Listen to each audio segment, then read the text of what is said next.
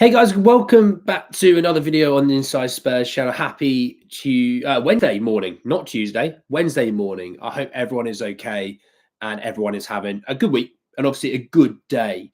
Um, Obviously, it's quite weird this week having no midweek fixtures to be doing any previews or any reviews. It's like I obviously want to watch Spurs play. It's ironic to say such a thing when things aren't great.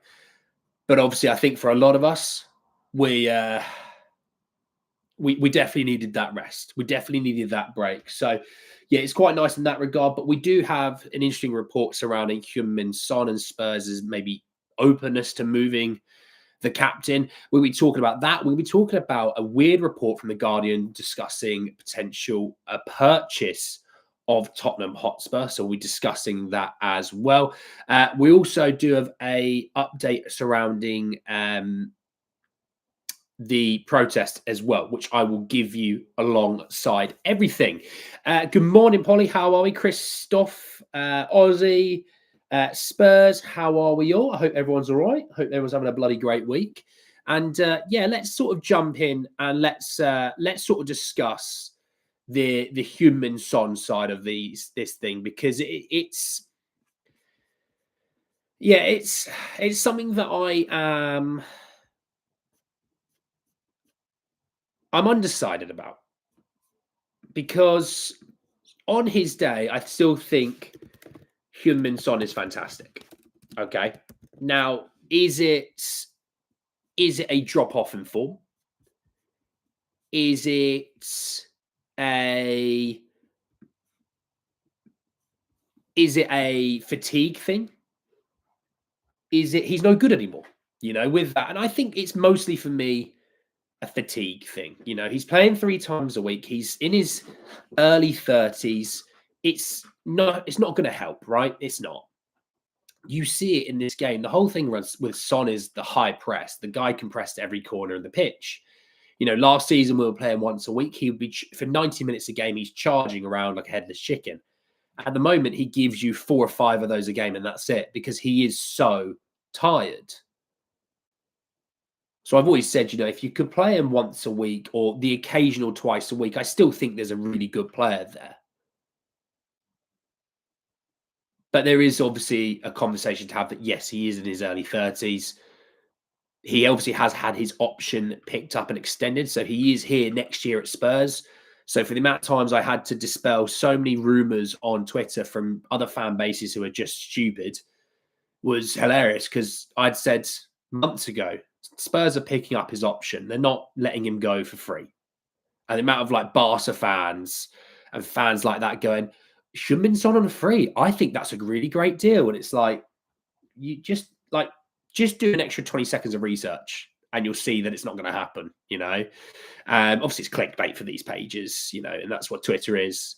I mean, I very rarely go on Twitter to get anything informative around Spurs because it's just the most negative cesspit you could possibly fancy to find. But give me Sport have sort of said that, yeah, Spurs are open to moving on from Heung-min Son. And it's look, I don't think we should. I don't think it's the right move, but also, is it possible?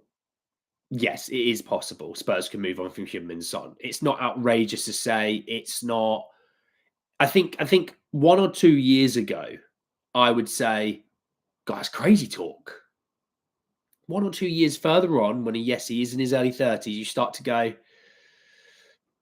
you got to start preparing for the future. And I think he should be here next season. I still think he should be here this season and next season. But you should still have the mindset of what is the contingency plan to find his successor? Is it Mikey Moore? Is it Wilson Odebear? What is it? Is it someone that we don't have right now and we'll be getting brand new? We just have to be a bit more open to this. I still think he'll be here next season. But is there a situation for the 26-27 season that he isn't here? You have to be honest and say there is a really strong chance he's not going to be. It's going to suck when he leaves, obviously, because the guy stuck with us through all of our worst times. Other players who are maybe more so linked to Tottenham have left us. He was one that stayed through it all. So I respect him for his loyalty. I expect, and last season he was still really good. I mean, it pretty much the same goals and assist contributions as Mo Salah last year.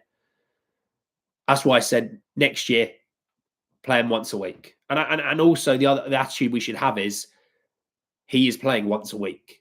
He's playing in the Premier League, for example, and you say between the other cup competitions being Europe, having registered for Europe, obviously, but Europe, if we're in it, we might not be. We have to be open to that situation. And domestic cups, he is not to play unless it is sort of, you break glass in case of emergency. Mikey plays, Odebear plays. Hell, if you need to adjust and play someone else at left wing, Sonny should be like your third or fourth option when it comes to that, and then but he's going to play once a week, and he's going to be absolutely white hot for it. That's the sort of mindset I have. Unless you are going to sell him, which if you can sell him, you better make the most money possible, because at the end of the day, you need to be able to replace the figurehead, I guess, of the club at the moment. So let's sort of see. XL, EPEC, Ben, slots, excuses, Blissy, Dragon, how are we all? So look, we'll sort of see on Sonny and that side of things. I want to give you an update surrounding the protest that's obviously happening ahead of the Manchester United game this weekend. The plan is actually a sit-in after the game. So if you are there and you do want to, please by all means do so. Change for Spurs on Twitter, have all the updates on there as well. So check them out if you do want to see more of what's going on as well. There was something else. Oh, yes. Sorry. Multiple, which is really, really nice. Multiple quite big pages surrounding other fans. Like I've seen Man United fans. I've seen Crystal Palace fans who all have quite large following on Twitter, by the way, are all saying, I saw an Aston Villa fan actually as well. Thinking about it, I've seen a lot of different Premier League club fans who all have quite large sort of followings have all said, this is what you need to know about the Tottenham Hotspur ownership. And this is why they are so bad. And it's hilarious that some of our own fans go, Daniel Levy's great. And they got rival fans going, Daniel Levy's not great. Okay, we know he's not great. Why do you not know? So they're making it aware. Publications through England as well, like The Guardian, they are now making everyone aware about the protest that's coming around. There's a real groundswell behind this right now. So make sure you keep, if you know anyone that's going to the game, or you know anyone that maybe doesn't know about it, you let them know. Okay, we're going to keep making sure that people are alert to this at the moment, because that's the only way you get change, is by being patient and by being dedicated to all of this, Morning Al Dente, how are you, my friend? I'm good, thank you for asking, though. That sounds weird if you weren't reading the live chat as I just answered that. Mental. Right, let's talk about this report surrounding ownership purchase. Now, look, if you are aware that Spurs do want minority investment, they want to sell about 10 to 15%, something like that, maybe 20% of the club, to raise, basically to cash in, obviously, on the fact that they've invested X amount, but obviously to raise funds as well. As you're aware, that happened. That was like over a year ago. We discussed that. Okay. We discussed, obviously Amanda Staveley was the most recent one we've discussed. We discussed the Qatari Sports Index, which is the organization that owns PSG. So we discussed a lot of different sort of people that might have an interest in investing, but obviously Spurs overvalue what they are worth, which is not surprising. That's what you do in business. You try and get the most amount of money possible, and you then, between you and the other party, haggle down, and you go from there, right? Well, The Guardian have added quite an interesting report. It's an interesting report, okay? So this is breaking news saying that Qatari investors are interested in buying Tottenham Hotspur. You're going to hate the next two lines, by the way, so just get through them with me, because there's more on this, okay? It says, Daniel Levy could be given the chance to stay on at Tottenham by consortium seeking to buy the club. A group of investors are willing to give Levy a long-term contract to continue running Spurs as executive chairman. Keep following me. Don't get angry just yet. They want control of Spurs, but the proposed takeover could take the form of a phased buyout. Hate that. Tottenham have been the subject of a long-standing interest from potential investors in America and the Middle East, but no one has met the 3.75 billion valuation. The identity of the Qatari bidders is unclear, but we have been told they are private individuals rather than a government-backed Qatari sports investment. It's not index of investment, my apologies. Or Sheikh Jassim, who tried to buy Man United 2 years ago. So let's break this down. The reason why I hate a phased buyout means that nothing would really change. When you look at Manchester United right now with Ratcliffe, who is basically the British version of the Glazers, which, by the way, Man United have a protest coming up against the Glazers still. So this is why I say Man United and Spurs are so similar. If you don't understand it, this is the last time I'm going to be able to say something you should understand. If you don't understand it from then on, I won't be able to help you. Ratcliffe bought, what was it, like 25% or something like that? I think it was 25%. He bought of Manchester United to become a minority owner, right? And the idea is over the next, I think it's like 3 years, he would then take over the club and buy it. Okay, makes sense. That's a phased buyout. It could be the same situation where they buy 25% or 30% of Spurs. They buy then, let's say, another 25% or 30%, and then they do it again. So over 3 years, that's what they would buy, right? Well, Man United is still protesting against the Glazers who own the club. So why would we do anything different for years to come? The amount of Man United fans that are so unhappy with Ratcliffe is unbelievable because the Sheikh Jassim bid, I think, was about 5.5 billion, where he would buy the club, wipe their debt clean because they're riddled with debt. He would wipe the debt clean and he would invest in the infrastructure. He need to invest like 1 billion into the infrastructure or something like that. It was crazy. The offer was like, when I was reading it, I was like, if he does this and he gets Man United, in the next 2 to 3 years, they're going to be a monster again. Genuinely, I believed it because I was like, if you're wiping the debt clean, this is a club that turns over more money than we do, and we are 8th in the list of the highest revenue in all of football. This is a club that turns over even more than we do. If he wipes the debt clean, they have no issues with PSR. They have nothing. They're back to zero. It's the reason why Chelsea could do what they did is because Abramovich basically said, there's no debt. We'll wipe it for you. Because the debt was owed to Abramovich, I'm pretty sure. Or his company, whatever. He wiped it. So therefore, Chelsea they were nothing. So therefore, they had all that space, all the revenue they earn, they have all that space to spend money on financial fair play and PSR. Man United had even more room to do that than Chelsea do if he was to get that debt cleared. So it was the perfect offer for a lot of Man United fans, right? And I think a lot of them, some of them going, but I don't want to be state funded. And I get that, I do. But just on the face things, if we just step aside from that for a second, Ratcliffe was buying a 25% to start off with. He's increased it since, but only by a percentage or two. He was going to buy a small percent, and over 3 years was going to take full ownership of the club. And he's been crap ever since. He's laying off your regular staff just so he could spend more on transfers. It's an awful deal. And when you compare it then to Spurs, phased buyout, ownership still in charge at NA and Levy, real deal with debt. But obviously, the stadium pays for a lot of it compared to Old Trafford. You then probably are going to be, you're probably then still having to deal with what we're dealing with right this second in 2 years' time. So that's why it's an awful idea, a phased buyout where it takes 3 years to do it. That's for Spurs. That is our worst situation possible. That's what we don't want. Like I always said, people going minority investment. It's like, yeah, but that's rubbish. It does nothing. It changes nothing. It doesn't fix our situation. It just puts us into an even more difficult situation when someone does want to buy us. Because I very much doubt the minority investor that we've talked about was probably, the Qatari sports investment only wanted to buy a minority because they're not allowed to buy the majority. That was the rule because they own PSG. So them purchasing like 10% really does nothing for Spurs. It doesn't change the day-to-day running. It doesn't change what we do. It's just a bit of investment.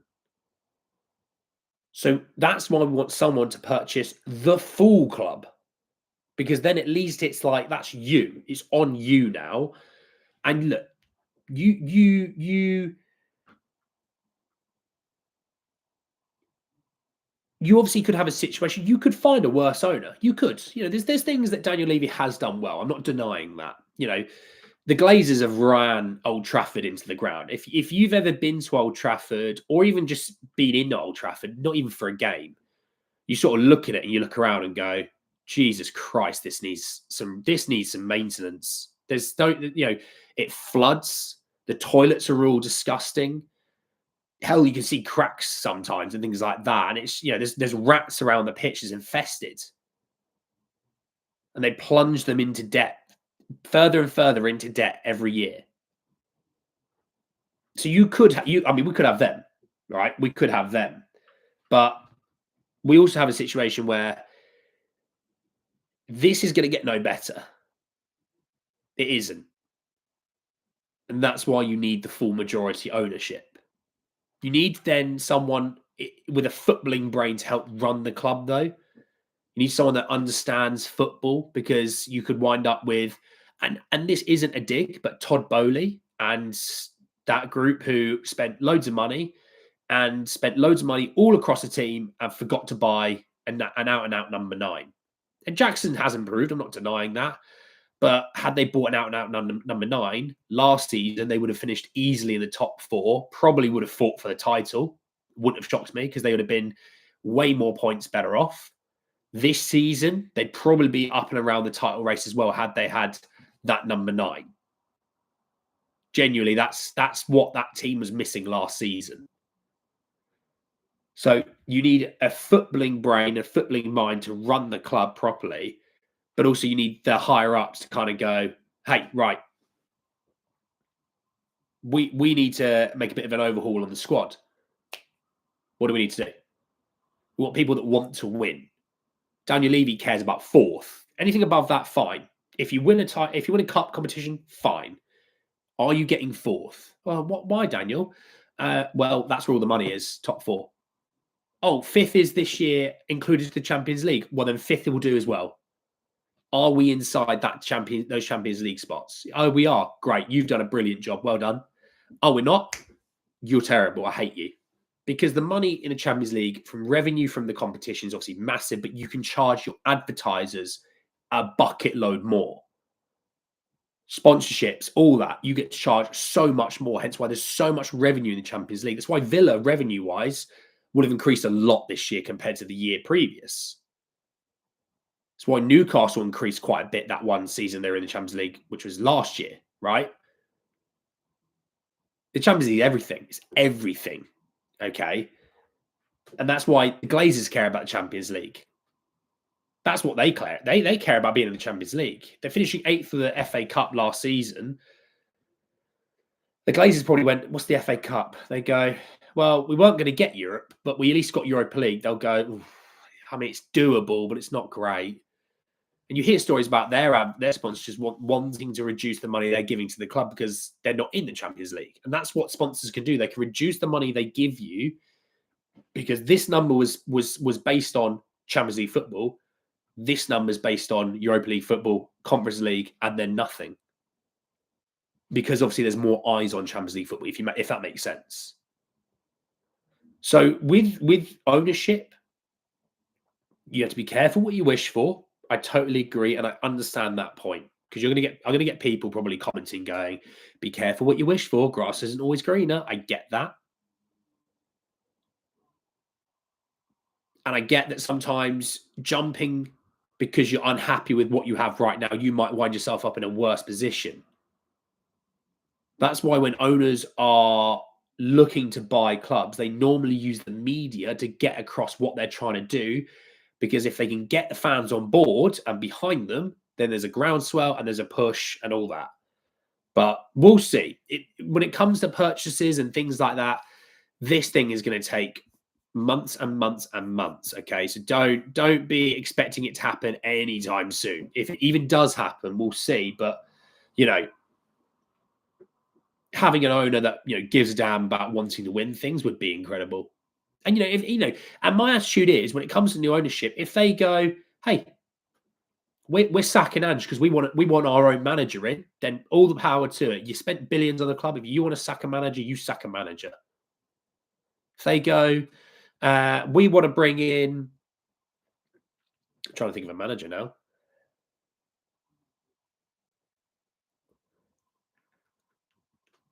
I mean, there's talk about Simone Inzaghi. We're going to bring Simone Inzaghi in. He wants to play a back three. He wants to play two wing backs. He wants to play three midfielders and two strikers. I'd go, okay, they want to do that. That's what they want to do. They're entitled to because they've just spent a shite load of money on this football club. If they want a new manager, they can have it. And I will back it because they are the new owners. If then it falls apart, it falls apart. That's a different story. But you have, the idea that you're going to turn your nose up at, new owners wanting to change a manager that you may love or hate, and they may not. Oh, they didn't get Poch. Oh, that's not fair. I wanted Poch. It's like, well, then you go spend $4 billion on the club, and you can go and get Poch. Attitude. You back the new. If they are going to be new owners and they do come in, you back them 100% and say we're behind you.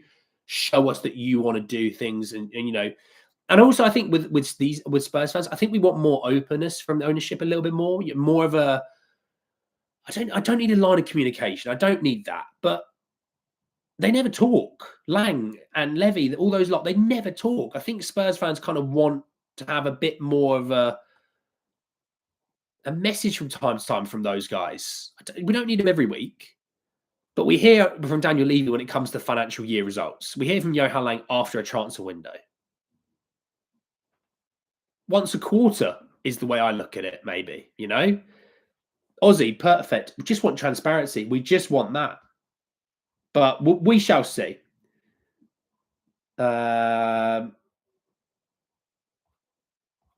We shall see. Ledley King should be our owner. Well, we love Ledley. That's not a problem for us. But we shall see. Let's just play it easy. Obviously, more importantly, I believe.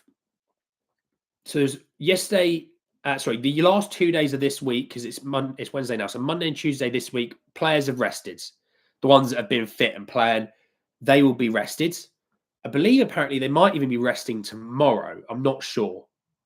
They're probably only going to train maybe once this week between obviously last weekend and this weekend's game. Obviously, preview for that Man United game will be out on Friday. If I'm sitting here right now, just to give you a shout, if I'm sitting here right now with what we know about the fact that these players are going to be a hell of a lot more rested this weekend, and with the chatter that Vicario is going to be back, Adoggy's going to be back, Madison's going to be back, Johnson's going to be back, Odebear we'll see, I'm not sure. But these guys have been training, by the way. They've not been injured. There's no need for them not to be not training. They need to be working in the gym. It's light training, don't worry. I know someone's going to go, Ange's going to injure their hamstrings again. They'll be doing some light training, all right? Don't cry about it. With knowing what we know now, with players being fitter, Danso settling in a bit more, Matisse Towels settling in a bit more, and getting a bit more accustomed to Spurs and all that stuff. 4 players coming back as well. You're talking about 4. That's what a sixth of your squad is coming back in 1 week. You're starting keeper, you're starting left back, you're starting number 10. You're starting right winger technically because Kulu played a little bit of midfield this season, but you're starting right winger as well. Maybe your backup left we'll see. I'm feeling good about this weekend. I don't know about you, but I'm feeling good about this weekend. This is a team that we beat 3-0 away from home and slapped the crap out of them, and then beat them with our B team in the cup when they pretty much played their strongest squad. So yeah, I'm feeling pretty good about this weekend. I think it could be. I think it could be a good game. It's all I'm going to say. But obviously, we'll talk about that on Friday. We'll sort of see from there. But anyway, thank you so much for joining me this morning. Go and enjoy the rest of your mornings, afternoons, evenings, wherever you're on the world. We may be back later, depending on what happens today. But if not, we're back tomorrow, talk a little bit more about Spurs. Take care, everyone. Enjoy the rest of your days. Peace.